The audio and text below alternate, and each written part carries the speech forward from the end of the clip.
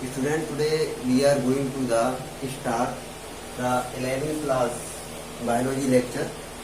जैसा कि आपको बोर्ड पे दिख रहा होगा कि आज हम 11th क्लास बायोलॉजी का जो फर्स्ट चैप्टर है द लिविंग वर्ल्ड, तो इसके बारे में डिस्कस करेंगे फ्रेंड्स। तो स्टार्टिंग से ये हमारा पहला लेक्चर है और ये एनसीईआरटी बेस्ड बुक से ही है। तो सबसे पहले हम ये बताना चाहेंगे कि इस चैनल के माध्यम से हम regular 9th, 10th, 11th, 12th की बायोलॉजी की क्लास ऑनलाइन चला रहे हैं।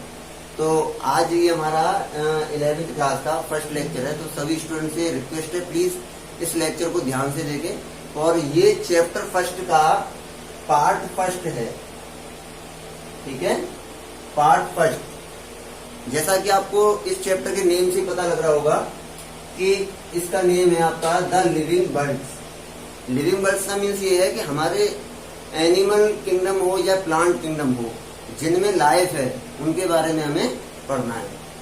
तो इसमें फर्स्ट ये पॉइंट है हमारा, पहले हम डिस्कस करेंगे कि what is living. What is living? Living क्या होता है? All over the world there are two type of the things. Two type things होती हैं। फर्स्ट आपका एनिमेट और सेकंड आपका inanimate. Animate it have life, मतलब वो थिंग्स, वो ऑर्गेनिज्म जिनमें लाइफ है, जो लिविंग है, वो आते हैं आपके एनिमेट में।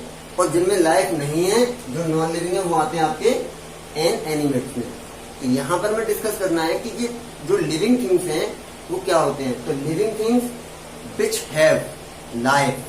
मोस्टली अगर हम डेफिनेशन लिखें इसकी, अगर डेफिनेशन के रूप में हम लिखें व्हाट इज लाइफ, तो इसमें किस तरीके से इसको डिफाइन कर सकते हैं।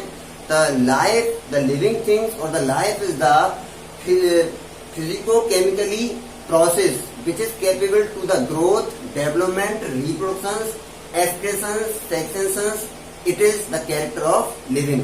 अगर कोई भी लिविंग है तो उनके अंदर ये जो कैरेक्टर है, all the living organism growth, ठीक है। पहला कैरेक्टर क्या है? कोई भी लिविंग थिंग्स होगा तो वो ग्रोथ करेगा, ठीक। सेकेंड जो पॉइंट है आपका, वो है आपका all the living organism reproduce progeny. अब देखिए प्रोजेनी क्या होता है, यहाँ ये तो समझ में आ रहा होगा आपके कि रिप्रोड्यूस का मीन्स ये है कि अब जो लिविंग थिंग्स होते हैं वो अपने जैसे ऑफस्प्रिंग को प्रोड्यूस करते हैं, और उनके ऑफस्प्रिंग को हम क्या कहते हैं? प्रोजेनी कहते हैं। मतलब जो उनके बच्चे होते हैं, जो ऑफस्प्रिंग होते हैं, उन्हीं को क्या कहते हैं? हम प्रोजेनी कहते हैं। तो ऑल द लिविंग, अगर कोई भी ऑर्गेनिज्म लिविंग है तो वो क्या रिप्रोड्यूस भी करेगा, आइदर सेक्सुअल आइदर असेक्सुअल, या तो सेक्सुअली करेगा या असेक्सुअली करेगा, ठीक है। तो ग्रोथ ये पहला कैरेक्टर है। ग्रोथ क्यों है कि अगर हम बात करें कोई भी लिविंग थिंग्स होगा तो उसकी जो बॉडी की यूनिट है सेल से स्टार्ट होता है। तो यहाँ पर क्या है कि जो all the living things growth कैसे होगी? जब सेल डिवीजन होता है। मतलब सेल डिवीजन होता है तो सेल के ग्रुप से टिश्यू बनते हैं, और टिश्यू के ग्रुप से क्या बनता है? ऑर्गन बनता है। ऑर्गन के ग्रुप से बॉडी बनती है, और बॉडी से पूरे बॉडी के ऑर्गन डेवलप हो जाते हैं और एक ऑर्गेनिज्म बन जाता है। तो यहाँ पे एक तो ये पहला कैरेक्टर हो गया आपका कि ऑल लिविंग ऑर्गेनिज्म ग्रोथ, मतलब ऑल लिविंग ऑर्गेनिज्म क्या करेंगे? ग्रोथ करेंगे। उनकी शेप एंड साइज में इंक्रीजमेंट होगा, सेल में इंक्रीजमेंट होगा। तो ये क्या है? इनका पहला कैरेक्टर है, ठीक है। नेक्स्ट कैरेक्टर आपका हमने बता दिया कि ये रिप्रोड्यूस करेंगे, मतलब अपने जैसे ऑफस्प्रिंग, अपने जैसे बच्चों को ये रिप्रोड्यूस करेंगे अपनी लाइफ को एक्सटेंड रखने के लिए। अपनी लाइफ को एक्सटेंड रखने के लिए अपने जैसे ऑर्गन को क्या है? ये रिप्रोड्यूस करेंगे। उसके बाद ये थर्ड है आपका मेटाबॉलिज्म। मेटाबॉलिज्म क्या होता है? Metabolism all the total chemically reaction, the chemical reaction balance in the organism body, either human either plant. Body के अंदर जितनी भी केमिकली रिएक्शंस हैं उनका जो बैलेंस होता है वो मेटाबॉलिज्म के थ्रू होता है। अब मेटाबॉलिज्म को हम बात करें, देखिए जैसे यहाँ लिखा हुआ है मेटाबॉलिज्म के टू टाइप है।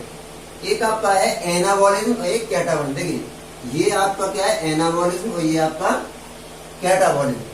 अब एनाबॉलिज्म क्या है? Anabolism energy store process. जितनी भी केमिकल रिएक्शन है जो एनर्जी को स्टोर रखती है, जैसे हम डाइजेशन करते हैं, डाइजेशन करने के बाद हमारी एनर्जी हमारी सेल के अंदर स्टोर होती है। तो जो एनर्जी स्टोर होती है वो आपकी क्या है? एनाबॉलिज्म में। जितनी भी केमिकल रिएक्शन हमारी बॉडी में एनर्जी को स्टोर करेंगी, ठीक है, वो क्या हो जाएगा? एनाबॉलिज्म।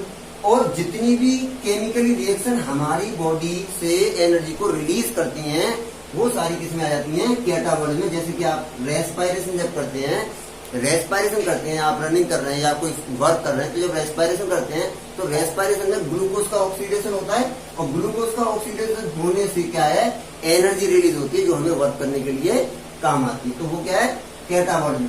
अब इन दोनों के सम को अगर इनको हम ऐड कर दें तो ये दोनों ही प्रोसेस क्या हो जाती है, आपकी मेटाबॉलिज्म हो जाती है। ठीक है, क्योंकि अगर ज्यादातर जो डिसीज आती हैं वो मेटाबॉलिज्म के डिस्टर्बेंस की वजह से आती है। अगर मेटाबॉलिज्म आपका कनक्योर है, ठीक है, तो कोई प्रॉब्लम आने वाली नहीं है। अगर मेटाबॉलिज्म आपका बिगड़ता है तो आपको डिसीज हो जाती है। सपोज दैट आपका एनाबॉलिज्म लो हो जाता है, ठीक है, अगर एनाबॉलिज्म लो है तो एनर्जी कम स्टोर होगी, तो ऑटोमेटिकली कैटाबॉलिज्म बढ़ जाएगा क्योंकि काम ज्यादा करना पड़ेगा सेल को।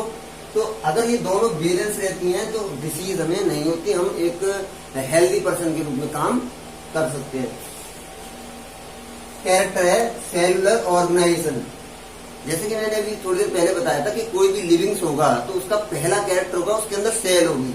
ठीक है, कोई भी लिविंग है तो क्या है, सेल। एक जैसे कहते हैं यूनिसेलुलर, कोई सिंगल सेल से बना हुआ ऑर्गेनिज्म में, कोई मल्टीपल सेल से है। तो कोई भी जो सेल है, सबसे पहले लिविंग का कैरेक्टर क्या है कि वो एक सेल होगी।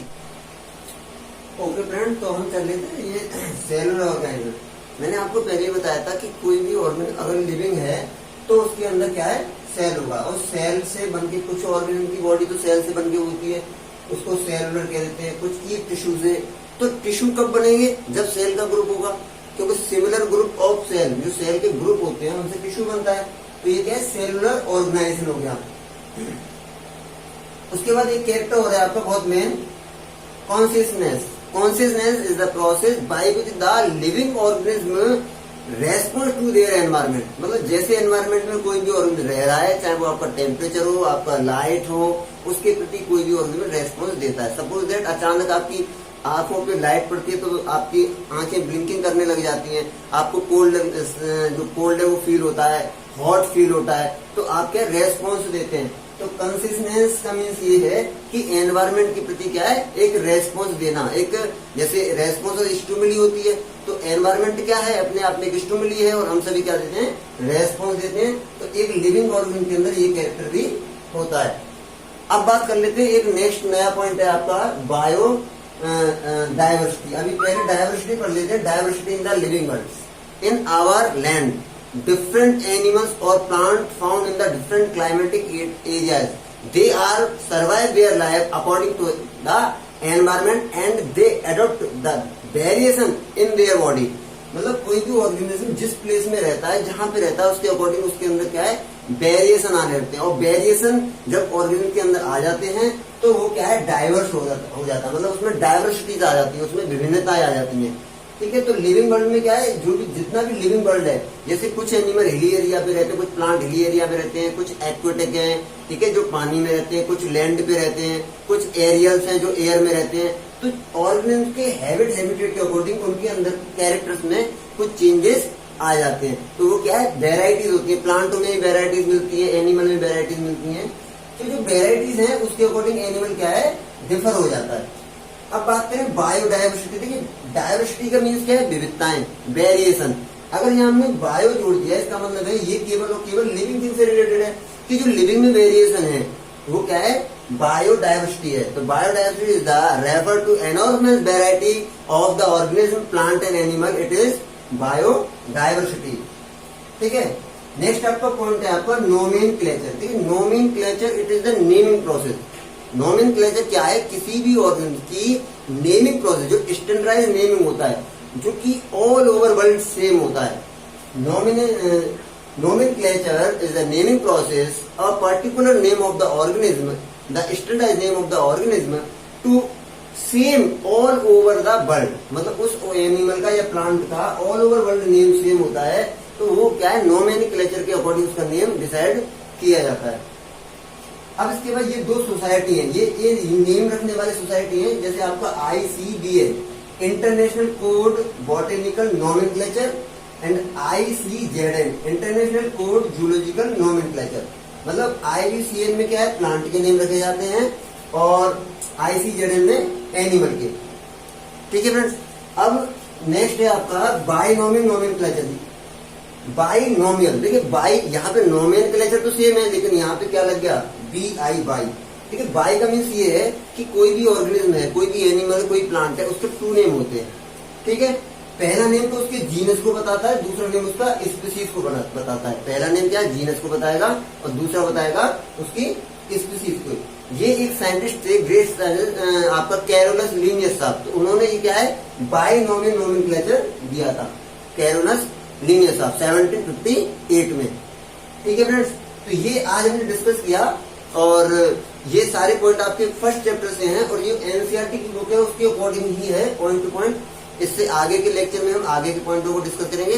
तो फ्रेंड्स, इस चैनल को सब्सक्राइब करें, लाइक करें, और डेली वीडियो पाने के लिए आपको सब्सक्राइब करना बहुत जरूरी है। Thank you very much.